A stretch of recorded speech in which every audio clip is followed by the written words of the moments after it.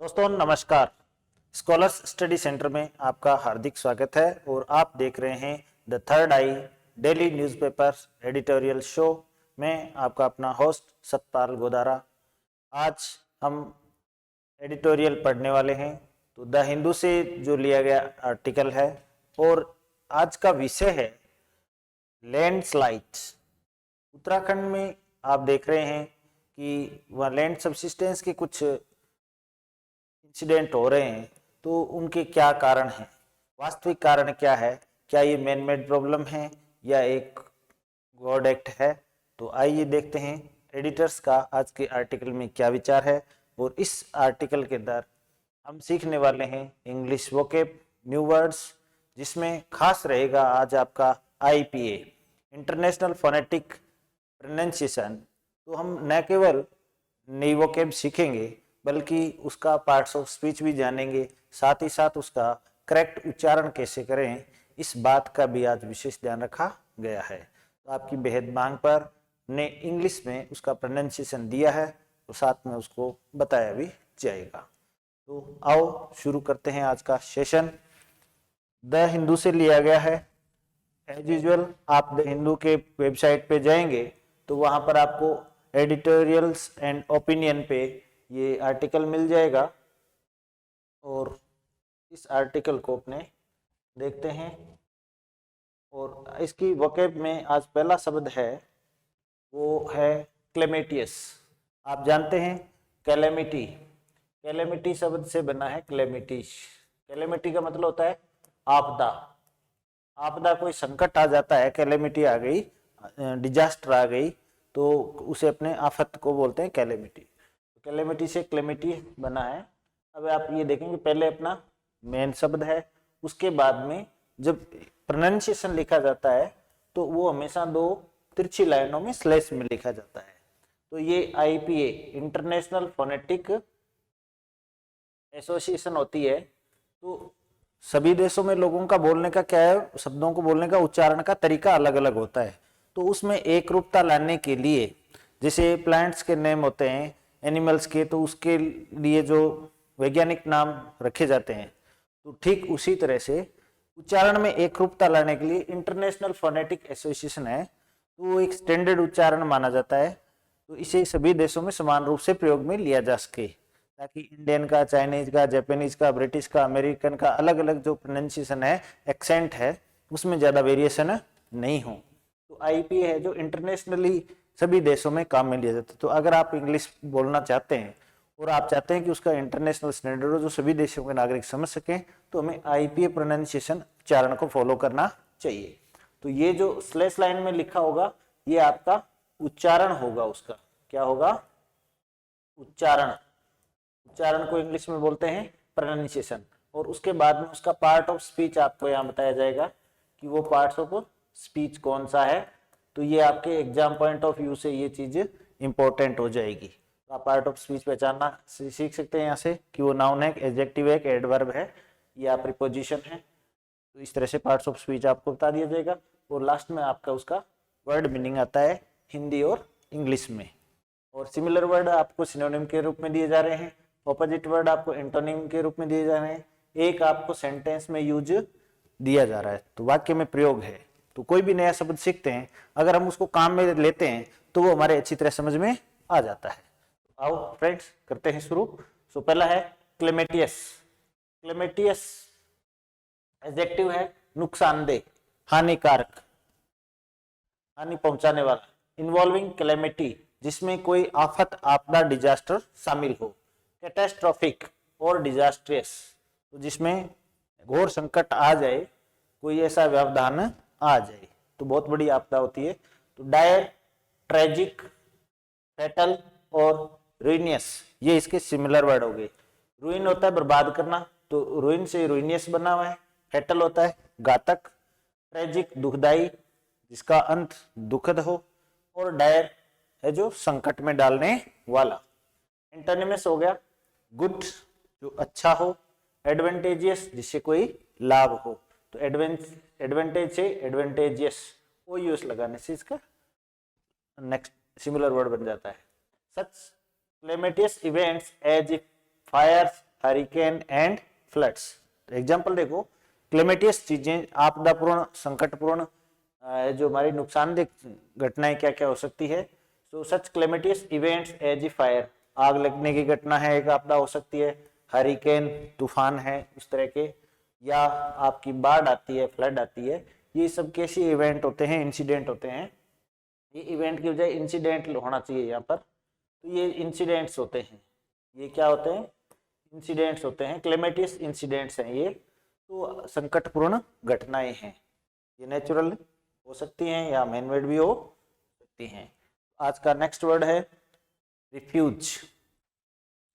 Refuse, आप ध्यान रखें, इंग्लिश प्रोनाउंसिएशन के अंदर जो हिंदी में अपने ये बोलते हैं उसका फोनेटिक इंग्लिश के जे की तरह लिखा जाता है और ये की ध्वनि देता है। रिफ्यूज, रिफ्यूज, ये के आगे बड़े ऊ की ध्वनि होगी, दीर्घ साउंड होगी, जे। रिफ्यूज वर्ब है, ये part of speech. Part of speech क्या हुआ, वर्ब हुआ। इनकार करना, इंडिकेट और show that one is not willing to do something, not willing to do, कि वो काम करने का इंटरेस्टेड नहीं है, कोई काम करने का इच्छुक नहीं है। तो मना करना, इनकार करना, तो रिफ्यूज वर्ब के रूप में यहाँ है। अब सिनोनिम्स देखते हैं। सिमिलर वर्ड हो गया डिनाई, इनकार करना, रिजेक्ट करना, मना कर देना, डिक्लाइन कर देना, अस्वीकार कर देना। एंटोनिम्स पोजेशंस, रखना, स्वामित्व होना, सेंस करना, समझना। तो ये एक्सेप्टेंस के अर्थ में आ गया। तो आई रिफ्यूज टू आंसर, इसे आपसे कोई प्रश्न पूछा और आपने जवाब से क्या कर दिया, इनकार कर दिया। सो आई रिफ्यूज टू आंसर, ये इसका वाक्य में प्रयोग हो गया। नेक्स्ट, आज का अपना नेक्स्ट शब्द है प्रॉक्सीमेट। अब देखो इसका प्रोनाउंसिएशन देखते हैं। प्रॉक्सीमेट, यहाँ ओ की ध्वनि है, ये प्रॉक्सी और मैट, इसे ए की ध्वनि बोलो, प्रॉक्सीमेट। पार्ट ऑफ स्पीच क्या है, एडजेक्टिव है। आसन, निकट, समीपस्थ, क्या हो जाएगा, समीपस्थ। तो ये समीपस्थ जो निकटतम हो, तो उसके लिए समीपस्थ या निकटतम, जो नजदीक वाला हो।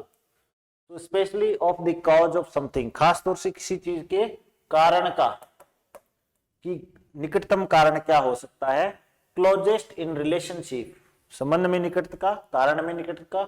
इमीडिएट और नियरली एक्यूरेट, या लगभग एग्जैक्ट, ठीक ठीक वही हो। तो इसका एक और होता है अप्रोक्सीमेट। तो अप्रोक्सीमेट और अप्रोक्सीमेट दो चीजें। Why did the ship sink, जहाज क्यों डूबा। अप्रोक्सीमेट कॉज, निकटतम कारण है। Because it was holed beneath the water line, क्योंकि वाटर लाइन के नीचे क्या है, छेद था, इसलिए जहाज डूब गया। तो इसका निकटतम कारण क्या था, अप्रोक्सीमेट रीजन क्या था, ये था। तो और अप्रोक्सीमेट एग्जैक्टली के अर्थ में आएगा इस सेंस में, नियरली या एक्यूरेटली, तो उसमें अपने इसके आगे ए और लग जाता है, अप्रोक्सीमेट। तो अप्रोक्सीमेट और अप्रोक्सीमेट दो होते हैं। Next, land subsistence. देखो ये बहुत शानदार वर्ड है, आज मैं आपको दो चीजें बताता हूँ इसमें। लैंड सब्सिस्टेंस, ये पार्ट ऑफ स्पीच में क्या है, नाउन है। इस लैंड को भूल जाओ, केवल सब्सिस्टेंस का मतलब होता है दर्शाव, सब्सिस्टेंस का मतलब होता है दर्शाव, और इसके आगे है जो प्रीफिक्स लग गया लैंड, तो लैंड प्रीफिक्स का, तो लैंड का अर्थ आता है भू, भूमि, धरा। तो लैंड सब्सिस्टेंस भू दशा हो गया। केवल सब्सिस्टेंस का अर्थ होता है दर्शाव। अब इसमें देखो, the sudden collapse of something into a hollow beneath it. तो सडन यानी अचानक से कोलैप्स हो जाना, कोलैप्स यानी गिर जाना, बैठ जाना, and something into hollow beneath it. Hollow यानी जो खोखला हो, नीचे जहां कुछ होलोनेस हो, उस पे एकदम से दर्शाव हो जाना, उसको सब्सिस्टेंस कहते हैं। लैंड सब्सिस्टेंस का अर्थ हो गया भू दर्शाव, जमीन का दर्शाव। अब देखो ये होता कैसे है, वर्टिकल होता है, ऊपर से नीचे की ओर एकदम सीधा ऊर्ध्वाधर वर्टिकल दर्शाव होगा, उसके लिए सब्सिस्टेंस शब्द का प्रयोग किया जाएगा। अब देखो सेटलिंग सेटल हो जाना और सबसाइडिंग नीचे बैठ जाना। एंटोनिम्स हो गया एनलार्जमेंट बाहर आ जाना, ऊपर की ओर चले जाना, इंक्रीज होना उसमें वृद्धि हो जाना या उसका राइज कर जाना, ऊपर की ओर उभार होना, ऊपर उठना, इसका ऑपोजिट वर्ड हो गया। The land subsistence in UK, UK यानी Uttarakhand, is causing panic among local people. तो जो लैंड सब्सिस्टेंस है, भूदसाव है उत्तराखंड के अंदर, वो लोगों में पैनिक पैदा कर रहा है, डर पैदा कर रहा है। तो यूके से आप यूनाइटेड किंगडम न समझे, ये हमारा उत्तराखंड है। अब मैं आपको एक और वर्ड बताता हूं, ये है लैंड सब्सिस्टेंस, ये है भूदसाव। भूदसाव, भूदसाव को ये कहते हैं। अब आप इस इमेज को देखें ध्यान से, यहां पर ये जो लाइन दिख रही है आपको, तो यहां पर जमीन है वो एकदम से सीधी नीचे की ओर है जो बैठ गई है, तो एकदम वर्टिकल इसके अंदर नीचे की ओर जमीन धंस गई है, गड्ढा सा हो गया है बहुत बड़ा, तो इससे बोलेंगे सबसिस्टेंस, लैंड सबसिस्टेंस, क्योंकि ये वर्टिकल है, ये हॉरिजेंटल बिल्कुल नहीं है। स्लोप में हो और हॉरिजेंटल हो उसे बोलते हैं लैंडस्लाइड, उसे बोलते हैं लैंड स्लाइड, इसे बोलते हैं भूस्खलन। क्या बोलते हैं? भूस्खलन। तो भूस्खलन के अंदर ये देखो आप, एक पहाड़ है और ये इधर से इधर तिरछा है जो ऊपर से टूट करके नीचे की ओर धंसा है, लेकिन ये वर्टिकल नहीं है। इसको आप कंपेयर कर लें, ये एकदम वर्टिकल है, ऊपर से नीचे की ओर आया है, जबकि ये क्या है, इस लेवल से इधर की ओर आया है। तो ये हॉरिजेंटल गति हुई है लेकिन स्लोप में हुई है, तो इसे बोलते हैं लैंडस्लाइड। तो ये भूस्खलन हो गया, इसको भूधसाव बोलेंगे। आमतौर पर इसे प्रायवाची में ले लिया जाता है, लेकिन रियल सेंस इसका अलग होता है। और इसके कारण इस तरह की गतिविधियां भी पहाड़ी ऊंची क्षेत्रों में हो सकती है। तो लैंडस्लाइड और लैंड सब्सिस्टेंस, इसका आप विशेष ध्यान रखें। आई डू होप आपके अच्छी तरह समझ में आया होगा। ये सीन आपने उत्तराखंड में अभी चमोली में खूब देखे होंगे, मीडिया में चल रहा है। तो शब्द का है जो कंटेक्स्ट के अनुसार में प्रयोग करना चाहिए। नेक्स्ट है डिसमिनेशन। डिसमिनेशन का मतलब होता है, डिसमिनेशन पार्ट ऑफ स्पीच में नाउन है, प्रचार करना, प्रसार करना, फैलाव करना। तो डिसमिनेट करना, चीजों को दूर दूर तक फैला देना, स्प्रेड कर देना। तो प्रचार प्रसार, द एक्शन और फैक्ट ऑफ स्प्रेडिंग समथिंग, कोई चीज या कार्य को फैलाना, स्पेशली इंफॉर्मेशन, खास तौर से ये सूचना को फैलाना, वो भी वाइडली, बड़े स्तर पर सूचना को फैलाना। तो ये आज के आर्टिकल में आया है कि गवर्नमेंट ने एक आदेश जारी कर दिया कि साइंटिफिक डेटा है जो लैंड सब्सिस्टेंस से संबंधित है, भूस्खलन से संबंधित है या दसाव से संबंधित है, उनको पब्लिकली डिसमिनेट नहीं किया जाएगा जब तक कि उनकी साइंटिफिक रिलीज, ऑफिशियल रिलीज नहीं हो। तो इसको लेकर के कोर्ट ने रिव्यू किया है। तो ये शब्द उस अंदर में आया है कि सूचना को रोका न जाए। तो द स्प्रेडिंग, फैलाव, सर्कुलेशन, सर्कुलेट करना, बांटना दूर दूर तक, डिस्ट्रीब्यूशन करना, वितरण करना, इसके सिनोनिम होंगे। एंटोनिम, कंसील, छिपाना, हाइड, छुपाना, कलेक्ट करना, इकट्ठे करना, ये इसके ऑपोजिट वर्ड हो जाएंगे। एग्जाम्पल देखते हैं, the dissemination of public information, सार्वजनिक सूचना का प्रसार, ये हमारा एग्जाम्पल हो गया। नेक्स्ट वर्ड देखते हैं, नेक्स्ट वर्ड है aggravate. Aggravate part of speech में देखें वर्ब है ये। एग्रीवेट किसी को भड़काना या बिगाड़ देना, खराब करना, ये इसका अर्थ होता है। एग्रीवेट से एग्रीवेटिंग पार्टिसिपल के रूप में इसका यूज हो जाएगा। मेक ए प्रॉब्लम और इंजरी और ऑफेंस, किसी समस्या को, किसी चोट को या किसी अपराध को क्या कर देना, वर्ष कर देना, खराब कर देना, और ज्यादा बिगाड़ देना, और मोर सीरियस, ज्यादा गंभीर बना देना। आप हमने मान लो कोई बात की और उसने उसमें आग में घी डालने का काम किया, तो सिचुएशन क्या कर दी उसने, एग्रीवेट कर दी। इस सेंस में अपने इसको यूज कर सकते हैं। तो जैसे अभी पिछले दिनों पार्लियामेंट वाला जो मामला हुआ, तो उसमें क्या हुआ, कोई छोटे मोटे टीका टिप्पणी टोका टोकी के बीच में दानिश अली जी ने विदुड़ी एमपी को कुछ ऐसा बोल दिया जिससे वो क्या हो गए, एग्रीवेट हो गए। तो उन्होंने और ज्यादा एब्यूजिंग वर्ड यूज कर लिए, तो दोनों तरफ से बहुत ज्यादा फाइट हो गया, जैसा नहीं होना चाहिए। सिनोनिम्स, इनफ्लेम करना, जैसे फ्लेम का मतलब होता है लपटे, आग की लपटे आपने ऊपर उठती हुई देखी होंगी, तो इनफ्लेम, फ्लेम से इनफ्लेम करना यानी उसको और ज्यादा बढ़ाना। प्रोवोक करना, उकसाना, प्रोवोकिंग का मतलब होता है उकसाना, तो किसी को अपने उकसाने की कार्रवाई करते हैं, प्रोवोक करते हैं, इंस्टिगेट करते हैं। तो उकसाना दोनों का सेम अर्थ है, प्रोवोक करना या बढ़ावा देना। एंटोनिम क्या हो जाएगा, उकसाएंगे नहीं तो क्या हो जाएंगे, शांत हो जाएंगे। कंसिलेट कर लेना यानी सुलह करना, क्या हो जाएगा, सुलह करना, ये इसका एंटोनिम हो जाएगा। The military action would only aggravate the situation. अब मान लो दो देशों में कोई झगड़ा चल रहा है, यूक्रेन और रशिया का, तो अगर हम उसमें नॉन वायलेंस की बात करेंगे तो सिचुएशन क्या हो जाएगी, काम हो जाएगी और दोनों देशों में कंसिलिएशन हो जाएगा। लेकिन हम मिलिट्री एक्शन से ही, सैन्य कार्रवाई से ही काम शांत करना चाहेंगे, सुलह करना चाहेंगे, तो ऐसा नहीं होगा। So military action would only aggravate, वो सिचुएशन को बिगाड़ देगी, भड़का देगी। तो आई डू होप आपकी अच्छी तरह समझ में आया होगा। अब देखते हैं अपना अगला शब्द। अगला शब्द है टेनियस।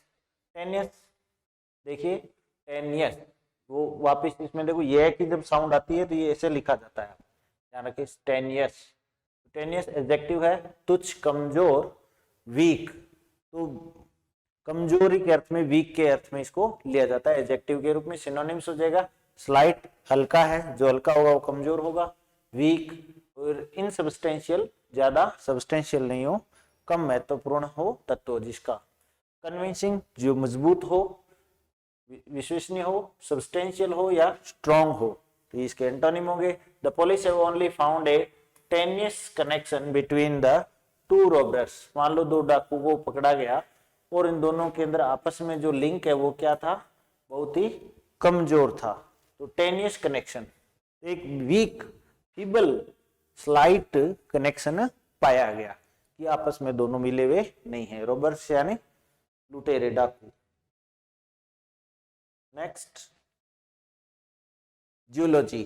अब टेनिस जियोलॉजी, अपने जो आर्टिकल में जो शब्द आया है वो जियोलॉजी के साथ में है, तो जियोलॉजी एक नाउन है, तो जियोलॉजी नाउन है। तो जियोलॉजी किस तरह की है उत्तराखंड की, तो वो टेनियस है यानी कमजोर है। तो जियोलॉजी,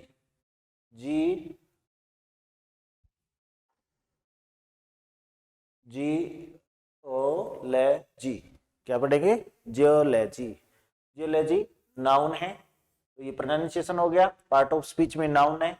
भू विज्ञान, धरती का विज्ञान, धरती की साइंटिफिक स्टडी। तो the science that deals with the earth physical structure, जो धरती के फिजिकल भौतिक संरचना को बताए, and substance and it's history and the process that act on it.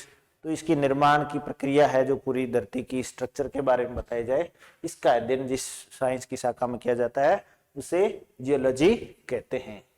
The geological features of an area, किसी भी एरिया की जियोलॉजिकल फीचर्स कैसी होती है हम बात करते हैं। मान लो कि उत्तराखंड की जियोलॉजी कैसी है, तो जैसे आपने पिछले शब्द में देखा था टेनियस है, वीक है, तो वहां लैंड सब्सिडेंस और लैंडस्लाइड की घटनाएं ज्यादा होती है।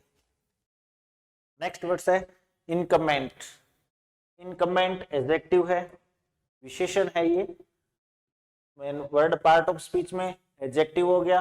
प्रोनाउंसिएशन इनकमेंट, ये जो चिन्ह दिख रहे हो आप, ये ए की ध्वनि होती है, ये क्या होती है, ए की ध्वनि होती है। जैसे अपने बोलते हैं बट, कट, तो यहाँ पर ये जो यू की जो साउंड जो ए की आ रही है उसका सिंबल ये होता है। जब यू की साउंड ए की आए तो ये साउंड होता है इनकमेंट। तो इनकमेंट एडजेक्टिव है। अवलंबी और पदधारी दो अर्थ होते हैं। अवलंबी मतलब जो जरूरी हो, जिसमें ज्यादा विलय देर नहीं की जाए। So necessary for someone as a duty और रेस्पॉन्सिबिलिटी, तो किसी काम की जिम्मेदारी के रूप में या कर्तव्य के रूप में वो आवश्यक हो तो अपने कहते हैं अवलंबी। ये कार्य अवश्य अवलंबी ही में कर लेना चाहिए। दूसरा अर्थ होता है पदधारी ऑफ एन ऑफिशियल और रिजीम, किसी शासन के अंदर या पोस्ट ऑफिशियल पोस्ट पर है तो करेंटली होल्डिंग द ऑफिस, जो व्यक्ति वर्तमान में पद पर है तो अपने उसके लिए कहते हैं इनकम्बेंट। तो सिनोनिम हो जाएगा बाइंडिंग, बाइंड करना यानी बांधना, यानी होल्डिंग जो होल्ड किए हुए बाइंड किए हुए है, ऑब्लिगेटरी बाध्यकारी, होल्डर। अब ये जो बाइंडिंग और ऑब्लिगेटरी है वो अवलंबी इसके सिनोनिम हो गए, और होल्डर और बियरर, होल्ड यानी जो धारण किए हुए हैं, ऑफिस बियरर यानी पदधारी, तो ये इसके पदधारी के अर्थ में हो गए। एंटोनिम ऑप्शनल, पास्ट, जो ऑब्लिगेटरी नहीं है वो वैकल्पिक है, पास्ट या फ्यूचर। अब करंट में है तो क्या है, पदधारी है, इनकमेंट है, इनकमेंट नहीं है तो या तो बीता हुआ है या आगे की बात है, अपकमिंग बात है। ठीक है। The present incumbent will soon be retiring, जो वर्तमान जो इनकमेंट है ऑफिस बियरर, ये ऐसे वोकेब देखो क्या काम आती है। आप दो शब्द बोलो, ऑफिस बियरर, ऑफिस बियरर, आपको दो शब्द यूज करने पड़ रहे हैं, इंस्टेड इसके बजाय आप एक शब्द इनकमेंट बोल दो, इससे काम चल जाएगा। ये होते हैं, इससे क्या होता है, हम जो लैंग्वेज बोलते हैं उसमें कम शब्दों का, जैसे आप एक्स है, ट्विटर है, वहां पर वर्ड लिमिट आती है कि कम शब्दों में कहना है। विलियम शेक्सपियर ने भी कहा है brevity is the soul of it, brevity संक्षिप्तता ही बुद्धिमत्ता की आत्मा है। संस्कृत में आप देखो श्लोक कितने छोटे होते हैं, अगर उनकी व्याख्या की जाए तो वो आप 10 पेज में एक बुक लिख दो एक श्लोक के है जो एक्सप्लेनेशन में। तो आप जितनी संक्षेप में बात कहेंगे वो उतनी ही फुल ऑफ विजडम होगी, इसलिए कहा है the brevity is the soul of wit. तो ब्रेविटी कैसे आएंगी, जब आपको ऐसे होगा कि 2 या 3 शब्दों के लिए एक शब्द का प्रयोग किया जाए। ऑफिस बियरर की बजाय करंट ऑफिस बियरर के लिए अपने बोलते हैं इनकम्बेंट। ठीक है। Next word backbone. अरे वाह भाई, तुम तो मेरी बैकबोन हो, रीढ़ की हड्डी, बैकबोन, बैकबोन ऐसे बोलें, बैकबोन, बैकबोन, बढ़िया स्टैंडर्ड प्रोनाउंसिएशन हो जाएगा आपका। नाउन है पार्ट्स ऑफ स्पीच में, बैकबोन आप जानते हो रीढ़ की हड्डी। दो मीनिंग होंगे इसके, एक रीढ़ की हड्डी और दूसरा मुख्य आधार। तो the series of vertebrae extending from the skull to pelvis, the spine, prickles of sweat break out along her backbone। prickles of sweat है जो उसकी बैकबोन से निकल रहे हैं, पसीना बह रहा है। सिनोनिम्स हो गए स्पाइन या स्पाइनल कॉलम, कॉर्ड या वर्टेब्री, ये आपके इसके सिनोनिम हो गए। दूसरा इसका मीनिंग होता है मुख्य आधार। हम बात करते हैं तो कहते हैं यार तुम मेरे है जो एकदम मेन सपोर्टर हो और फाउंडेशन हो, आप सब कुछ आप ही हो मेरा। तो हम क्या कहते हैं, the chief support of A system और ऑर्गेनाइजेशन, किसी भी व्यवस्था या संघ का मुख्य समर्थन, सपोर्ट, फाउंडेशन। तो मेन स्टे, कॉर्नर स्टोन या फाउंडेशन इसके सिनोनिम हो जाएंगे। ऑपोजिट क्या हो जाएगा, टिमिडिटी, डरपोक होना, वीकनेस होना, कमजोर होना, पावरलेसनेस होना, शक्तिहीनता होना। जहां शक्तिहीनता नहीं है वहां पर क्या है, पावरफुलनेस है। जो पावरफुल होगा वही क्या होगा, आपका मेन बेस होगा। तो मुख्य फाउंडेशन के सेंस में भी बैकबोन का प्रयोग किया जाता है। एग्जांपल देखिए, MSME firms are the backbone of our industrial sector. हमारा जो औद्योगिक क्षेत्र है उसका मुख्य आधार क्या है, एमएसएमई फर्म्स है। तो एमएसएमई फर्म्स जो medium and small medium enterprises हैं, वो क्या है, medium and small medium enterprises हैं, लघु और जो छोटे उद्योग हैं, वो कंपनियां क्या है, हमारे औद्योगिक क्षेत्र का बैकबोन है, मुख्य आधार है, बेस है, उन्हीं पर पूरा इंडस्ट्री टिका हुआ है। एग्रीकल्चर के सेंस में भी कह सकते हैं, agriculture is the backbone of India. अब आज के आर्टिकल में आए हुए इडियम्स और फ्रेजेस देखते हैं। इडियम्स और फ्रेजेस, इडियम्स आपके लोकोक्ति मुहावरे होते हैं, सेइंग्स, और फ्रेजेस ग्रुप ऑफ वर्ड्स होता है। जैसे आज की पहली फ्रेज है part and parcel. Part and parcel का अर्थ होता है अभिन्न अंग होना। तो नाउन फ्रेज है ये, जिसमें हेडवर्ड क्या हो, पार्सल जैसे ये नाउन है तो नाउन फ्रेज होगी। अभिन्न अंग होना, एन एसेंशियल और इंटीग्रल कंपोनेंट और पार्ट, किसी का एक आवश्यक कंपल्सरी मैंडेटरी अंग होना, पार्ट होना। तो part and parcel, Kashmir is the part and parcel of India, Kashmir Bharat का क्या है, अभिन्न अंग है, कोई भी सेशनिस्ट ग्रुप है उसको अलग नहीं कर सकता। Punjab is the part and parcel of India, तो पंजाब भी क्या है हमारा, पार्ट एंड पार्सल है, कोई भी सेशनिस्ट ग्रुप हो खलिस्तानी टाइप, वे इसे अलग नहीं कर सकते। To draw a clear line, ये एक इडियम है। To draw a clear line का मतलब होता है सीमा रेखा खींचना, सीमा तय कर देना, यानी बंदे को लिमिट बता देना। कोई हम काम करते हैं तो उसका एक दायरा बताना कि आप इसको यहां तक कर सकते हो, तो एक स्टैंडर्ड बना देते हैं अपने। So put a limit on what you will do और अलाउ, जो भी आप काम करते हैं या किसी को अनुमति देते हैं तो उसकी एक लिमिट बता देना। To happen specially because you feel something is wrong, आपको ऐसा लगता है कि कुछ गड़बड़ है। तो हम कई बार काम करते हैं तो साथ में हो सकता है व्यक्ति अपने क्षेत्राधिकार से बाहर, ज्यूरिडिक्शन से बाहर नहीं चला जाए, तो जो जितनी ड्यूटी बनती है, जितना उसका काम है वो उतना ही करे, उसे आगे नहीं जाए। तो हम कहते हैं ड्रा ए क्लियर लाइन, की एक सीमा बता दी जाए कि आपका ये काम यहां तक है। तो I usually speed but I draw the line at 80 kilometre per hour over the speed limit, आमतौर पर मैं क्या है काफी तेज गाड़ी चलाता हूं, लेकिन मैं क्या करता हूं 80 किलोमीटर की स्पीड लिमिट पर क्या कर देता हूं, उसको फिक्स कर देता हूं। यानी ड्रा ए लाइन कि मैं 80 से ऊपर नहीं चलाऊंगा, और चाहे मैं कितना वहां तक मैं कितना 60 से 80 तक जा सकता हूं, इससे ऊपर नहीं जाता। तो 80 किलोमीटर की आपने क्या कर दी, फिक्स बाउंडेशन कर दी, तो you draw a clear line. ये इसका सेंस हुआ। नेक्स्ट वर्ड देखते हैं आज का क्या है। ठीक है, यहां तक एडिटोरियल आ गया। आज का एडिटोरियल वही कर्टेसी द हिंदू से लिया गया है, 28 सितंबर का है।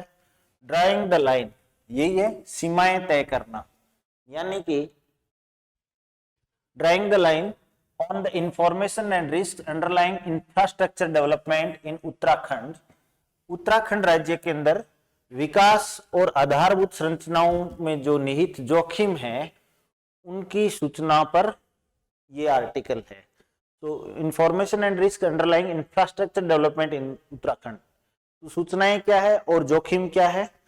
जो इंफ्रास्ट्रक्चर, जो आधारभूत ढांचे का जो विकास, सड़क, बिजली, पानी की जो व्यवस्था की जा रही है, उसके अंदर जो निहित खतरे हैं उन पर यह है कि हमें जो डेवलपमेंट करना है, तो उसके लिए हमें डेवलपमेंट करने के लिए एक लाइन ड्रॉ कर देनी चाहिए, सीमाएं बता देनी चाहिए कि आप इतनी ज्यादा आबादी एक क्षेत्र में नहीं रख सकते, इतना निर्माण कार्य इस लिमिट में कर सकते हो, डैम बनाओगे तो इससे ज्यादा कैपेसिटी का नहीं बना सकते, पहाड़ों पर भूमि इमारत बना रहे तो इससे ज्यादा नहीं बना सकते, एक पर्टिकुलर एरिया के अंदर इससे ज्यादा पॉपुलेशन नहीं रख सकते। इस तरह के स्टैंडर्ड तय कर देना, टू ड्रॉ ए लाइन। तो हेडिंग आपके समझ में आ गई। Information aids public safety, it is not a trigger for panic. अब देखो मूल में क्या है, इसमें हाई कोर्ट के रिब्यूक है, झिड़की है। इंफॉर्मेशन सूचना है वो एड्स हेल्प पब्लिक सेफ्टी, तो इंफॉर्मेशन से, सूचना से जनता की मदद होती है। It's not a trigger for panic, ये पैनिक बढ़ाने के लिए नहीं है कि ट्रिगर कर दिया जाए, ट्रिगर का मतलब बढ़ावा देना। तो पैनिक है जो लोगों में मानसिक जो डर है उसको नहीं बढ़ाने के लिए होना चाहिए, यानी सूचना से लोगों को मदद मिलनी चाहिए। The year began on a calamitous note with the reports, साल की शुरुआत है एक क्लेमेटियस नोट के साथ में हुई, एक संकटपूर्ण सूचना के साथ में हुई। With reports that the temple town of Joshimath in the Chamoli district of Uttarakhand was sinking. अब ये क्लेमेटियस आपदापूर्ण बात क्या थी कि टेम्पल टाउन जोशीमठ, जो कि मंदिरों की नगरी है, चमोली जिले के अंदर उत्तराखंड में, वो सिंकिंग, वो डूब रहा था, धंस रहा था। And that the cracks had appeared on the residential and commercial structures, और क्रैक्स यानी दरारें, बड़ी बड़ी जो दरारें हैं वो आवासीय और वाणिज्यिक भवनों में आ गई थी। So this prompted a humanitarian crisis with people fleeing and taking refuge in the tents and open spaces। अब इससे क्या हुआ, एक मानवीय संकट आ गया, ह्यूमैनिटेरियन क्राइसिस आ गई, क्राइसिस यानी संकट, एंड ह्यूमैनिटेरियन क्राइसिस को उसने प्रॉम्प्ट कर दिया, बढ़ावा दिया, उसे इंक्रीज कर दिया। तो मानवीय संकट को उसने बढ़ावा दिया, क्योंकि लोग क्या है, फ्लीइंग कर रहे थे, फ्लीइंग यानी भागना, वहां से भाग रहे थे, एंड टेकिंग रिफ्यूज, और वो रिफ्यूज ले रहे थे, शरण ले रहे थे। तो रिफ्यूज का मतलब होता है शरण लेना, शेल्टर लेना। Taking shelter in tents and open spaces, तो वो टेंट्स में, तंबुओं में और खुले स्थानों पर क्या है, शरण ले रहे थे। और the acceleration in the fissures and cracks was attributed to tunnelling activities from the Tapovan Vishnugad power project being developed by the National Thermal Power Corporation NTPC. अब ये क्या है, ये सारी घटनाएं क्यों हो रही थी, लोग डर क्यों रहे थे, ये एक्सिलरेट कैसे हो गई। सो अप्रॉक्सीमेट रीजन, अप्रॉक्सीमेट निकटतम, समीपस्थ कारण क्या था for the acceleration in the fisheries. अब ये जो दरारें हैं ये बढ़ क्यों रही थी, ये एक्सेलरेट क्यों हो रही थी, ज्यादा क्यों बढ़ रही थी। तो फिशर्स एंड क्रैक्स, क्रैक्स और फिशर्स दोनों का मतलब होता है दरारें। जो दरारें आ रही थी, जो धरती फट रही थी, वो क्यों हो रही थी, तो उसमें बढ़ावा क्यों हो रहा था, एक्सेलरेशन कैसे हो रहा था, was attributed to tunnelling activities. तो उस दरार आने का जो कारण है वो ये बताया गया कि जो टनल्स बनाई जा रही है, जो सुरंगें बनाई जा रही है, ये बहुत ज्यादा बनाई जा रही है, उस गतिविधि को दिया गया।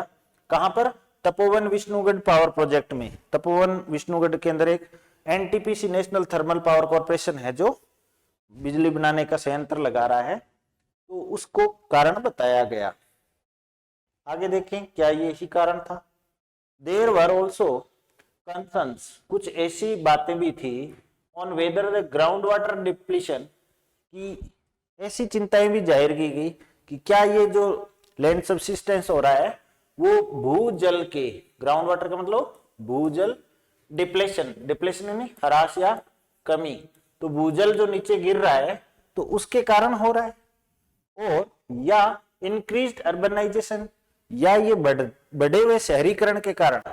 अर्बन का मतलब होता है शहरी, और अर्बनाइजेशन क्या बन गया, शहरीकरण, शहर बनाने की प्रक्रिया को शहरीकरण कहते हैं। तो बढ़े हुए शहरीकरण के कारण हो रहा है। That encourage the faulty constructions, जिसने क्या है, लापरवाही पूर्ण गलत निर्माण कार्यों को बढ़ावा दिया है, एनकरेज किया है, करेज से एनकरेज किया है। Had reached a point from which disasters had become inevitable, और वहां से ये घटनाएं ऐसे बिंदु पर पहुंच गई है, संकट, डिजास्टर, आपदाएं, जो कि इनएविटेबल है, जिन्हें टाला नहीं जा सकता। एविटेबल जिसे टाला जा सके, अवॉइडेबल, बट जो अवॉइडेबल नहीं हो तो इनअवॉइडेबल को इनएविटेबल कहते हैं। सो टू एड्रेस ऑल दीज, इन सब चीजों को सॉल्यूशन करने के लिए, एड्रेस करने के लिए, समाधान के लिए, टू एड्रेस का मतलब समाधान करना, the Uttarakhand state disaster management authority, Uttarakhand की जो राज्य की आपदा प्रबंधन प्राधिकरण है, अथॉरिटी यानी प्राधिकरण, had commissioned 8 reputed institutions, उसने क्या है, 8 प्रतिष्ठित संस्थाओं को कमीशन किया है, उनको एक काम दिया है, to study the land subsidence. ये देखो भूदशाव, उन्हें क्या है, भूदशाव का अध्ययन करने का काम दिया गया है। लैंड सबसिस्टेंस फेनोमेन, भूदशाव की घटना, फेनोमेन का मतलब होता है घटना, फ्रॉम द मल्टीपल एंगल्स, की वो मल्टीपल बहुउद्देशीय कोणों से, अलग अलग एंगल से इस बात पर विचार करें कि उसके क्या कारण हो सकते हैं। सरप्राइजिंगली, आश्चर्यजनक ढंग से, it banned the public dissemination of information from scientists involved with the institutions on the grounds, that satellite imagery pictures from Indian and international sources of the subsurface in Uttarakhand. अब क्या हुआ, जो 8 साइट अलग अलग संस्थाओं का जो एक कमीशन किया गया पैनल, उसने क्या किया, सूचना के डिसमिनेशन पर रोक लगा दी। तो इसने क्या किया, इट बैंड, आश्चर्यजनक ढंग से, it band public dissemination of information, इसने जो सूचना के सार्वजनिक प्रसार पर रोक लगा दी, और उस सूचना का सोर्स क्या था? From the scientist involve with the institutions, वो उन वैज्ञानिकों से आ रही थी जो उन संस्थाओं से है जो इस कार्य में शामिल थे।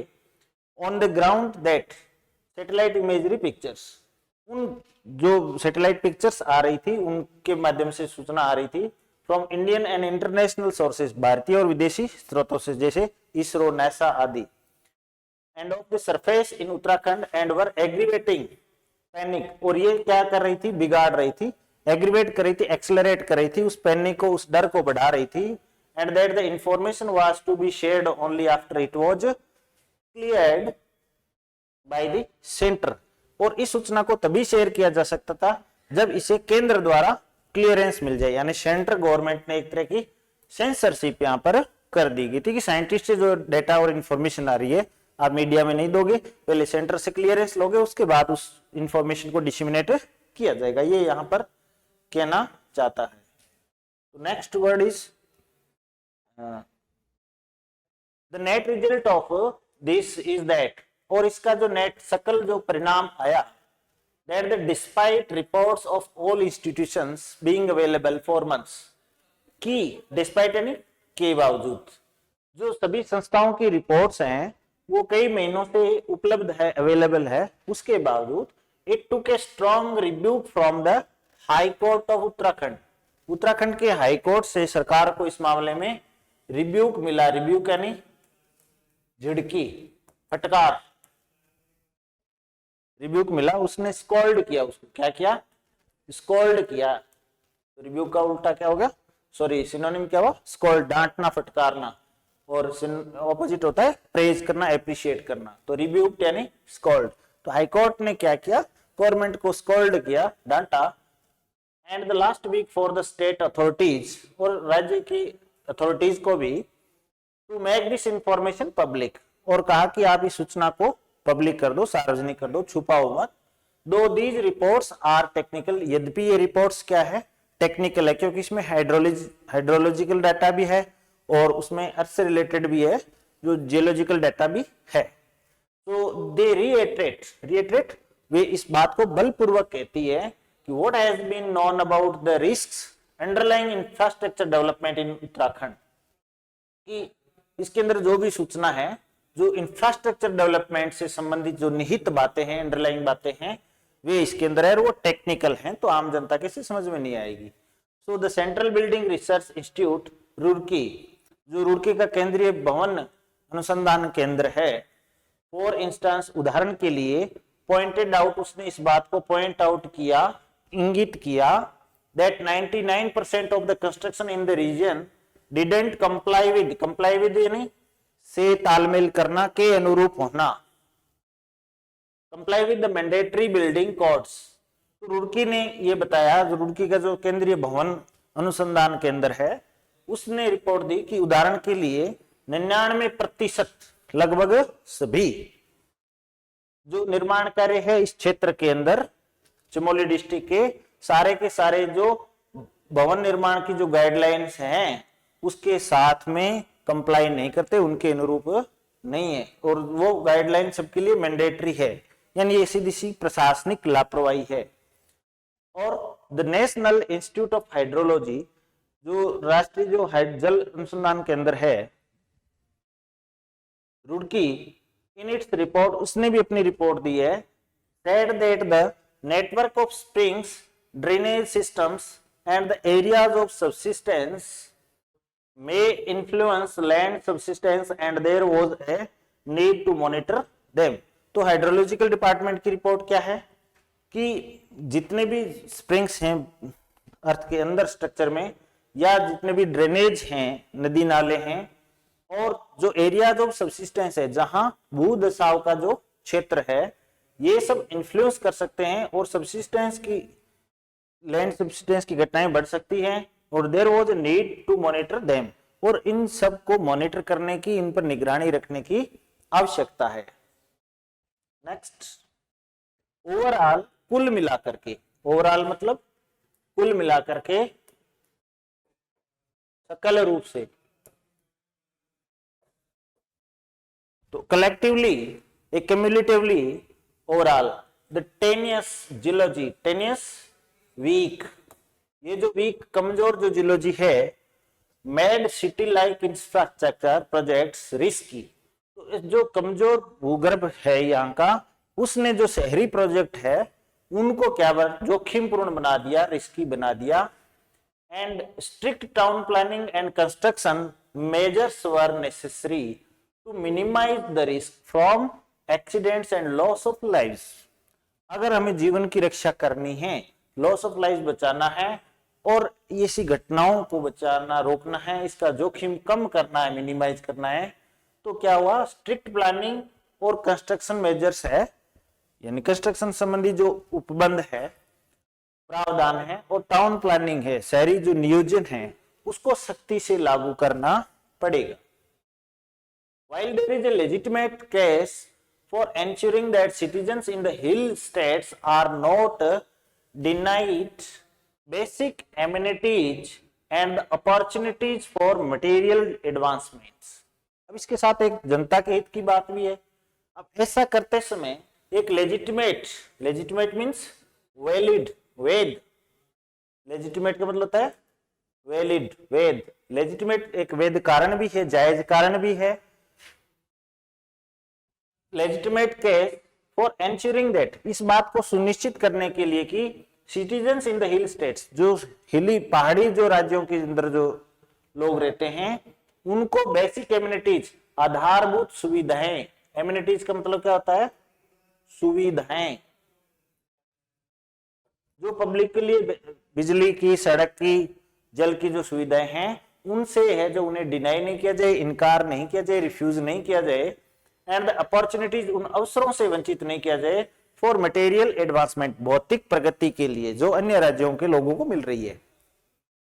It is incumbent upon governments to take hard decisions that, अब इट इज इनकमेंट अपॉन, अब ये जो करंटली जो सरकार है उस पर ये निर्भर करता है कि वो ऐसे डिसीजंस ले दैट आर सस्टेनेबल, जो वहनीय हो, सस्टेनेबल जो वहनीय हो, यानी वहनीय विकास, sustainable development, as against those that are aimed to score in the next election, बजाय कि ऐसे वो निर्णय ले जो कि अगले आने वाले चुनाव में उनका स्कोर बढ़ा दें, अर्थात उनकी सीटें बढ़ा दें। कुल मिलाकर टोन इसकी एडिटर्स की ये है कि राजनीतिक निर्णय चुनावी फायदों को देकर के पॉलिटिकल डिसीजन लेने के बजाय जनता के हित के निर्णय लेने चाहिए और जो वहनीय विकास में योगदान देने वाले हों, ऐसा ये कहना चाहते हैं। So a necessary step is in ensuring that information on the risk is widely disseminated and communicated in a way, अब एक आवश्यक कदम ये हो सकता है इस बात को सुनिश्चित करते हुए कि जो सूचना है किसकी, जोखिम की, कि यहाँ लैंडस्लाइड या डिसेमिनेशन सब्सिडेंस हो सकता है, भूधसाव और भूस्खलन की जो सूचना है, ऐसे जोखिम की जो सूचना है उसको वाइडली डिसेमिनेट किया जाए, स्प्रेड किया जाए, एंड कम्युनिकेटेड, और लोगों में प्रसारित किया जाए इन वे, इस प्रकार से कि it becomes a part and parcel of public life, कि ये जनता के जीवन का अभिन्न अंग बन जाए, कि एकदम से लोग ऐसी खबरें सुनकर के डरे नहीं, शहरों से पलायन नहीं करने लगे और उनमें डर, डिसऑर्डर, एनार्की नहीं आई। इंडिपेंडेंट साइंटिफिक काउंसिल, काउंसिल का मतलब होता है एडवाइस, एडवाइस, आप ध्यान देना ये नाउन है, एडवाइस सीई, और एक होती है वर्ब, वो होती है एडवाइस, तो जब एसई है तो ये सलाह देना, ये वर्ब हो गई, और सीई क्या हो गया, नाउन हो गया, तो इसका सिमिलर वर्ड क्या होगा, एडवाइस सीई वाला, तो काउंसिल यानी एडवाइस, और वर्ब के रूप में एडवाइज, एसई होता है यहाँ पर, ये ध्यान देना। इसका सिनोनिम्स अगर आपको छांटना हो तो इसे ही सिलेक्ट करना है, नहीं कि ये वर्ब है, ये नाउन है। तो एक स्वतंत्र साइंटिफिक वैज्ञानिक जो सलाह है must form the backbone of policy making, अब जो एक स्वतंत्र वैज्ञानिक जो सलाह है वो पॉलिसी मेकिंग की बैकबोन होनी चाहिए, आधारभूत बेस होना चाहिए, यानी कि आप फंडामेंटली पॉलिसी बना रहे हो तो आपका जो आधारभूत समर्थन आ रहा है वो कहां से आ रहा है? इंडिपेंडेंट साइंटिफिक एडवाइस से आ रहा है, स्वतंत्र वैज्ञानिक सलाह से आ रहा है, ने की पॉलिटिकल चुनावी जो फायदा है वो देख के आ रहा है। And clear lines must be drawn around the limits to development in the region, और क्षेत्र में विकास करवाने के लिए एक सीमा तय कर देनी चाहिए, क्लियर लाइंस ड्रॉ कर देनी चाहिए कि इससे ज्यादा आप कंस्ट्रक्शन कार्य नहीं कर सकते। अब आपको मुझे लगता है ये बात पूरी तरह से समझ में आ गई होगी। Thank you for being with us. आपको ये कंटेंट अच्छा लगा हो तो इसे लाइक शेयर करना न भूले। और एक आज मैं और नई खबर देना चाहता हूं आपको, हम स्कॉलर्स में आपके लिए दिल्ली पुलिस का है जो प्रैक्टिस सेशन लेके आने वाले हैं, तो उसकी अधिक जानकारी के लिए आप बने रहिए हमारे साथ। यूट्यूब चैनल पर आप पूरी इसकी इंफॉर्मेशन है आपको जल्दी ही डिटेल में शेयर की जाएगी। तब तक के लिए पढ़ते रहिए, मस्त रहिए। Thank you, have a great day ahead.